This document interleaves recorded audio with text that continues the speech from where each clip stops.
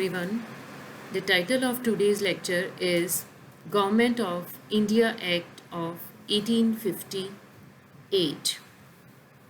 As you see in this picture, this is a picture of a darbar which was held in Allahabad in 1858, and in this darbar, Queen Victoria's proclamation was read. Before going to the main provisions of the act, we have to first study the background of this act. Yeah, why act came into effect. Like the basic cause behind this act was revolt of 1857, and for this revolt East India Company's various policies was responsible, like for example annexation of princely states, interference in social life of Indians, discontent in the army.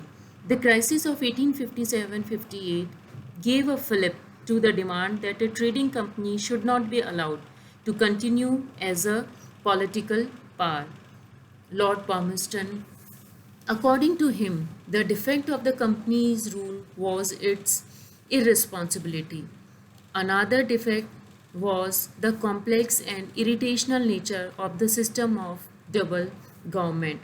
After some time, Disraeli uh, replaced Palmerston and he introduced a new India Bill, but it was ridiculed by Palmerston, who was now in the opposition. The Act for the Better Government of India, as passed, was based on a series of resolutions passed by the Parliament.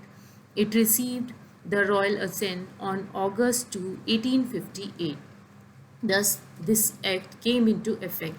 The Government of India Act 1858 marked the beginning of a new chapter in the constitutional history of India. This act, also known as Government of India, provided for liquidation of East India Company and transferred the powers of government, territories and revenues to the British Crown. Now we came to the provisions of the Act.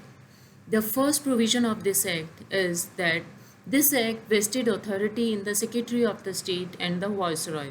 They became the twin pillars on which the structure of the government rested. The rule of the Crown was finally established in place of Company's rule. Lord Stanley, President of the Board of Control, introduced a bill for the better government of India, which became an Act of Parliament in 1858. This Act declared that India shall be governed by and in the name of Queen. The military and naval forces of the company were transferred to the Crown. The Board of Control and Court of Directors were abolished. Their place was taken by the Secretary of State of India and his Indian Council. Now we have to study the structure of that council. Indian Council of Secretary of the State consisted of 15 members. Out of total, 7 were to be elected by Court of Directors and the rest of the 8 members were to be appointed by the Crown. Each member was to get a remuneration of £1,200 annually from the revenues of India. The Secretary of the State was to preside over the meetings of the Indian Council. The Secretary of State was given the power of sending and receiving secret messages and dispatch from the Governor General without the necessity of communicating them to the Indian Council.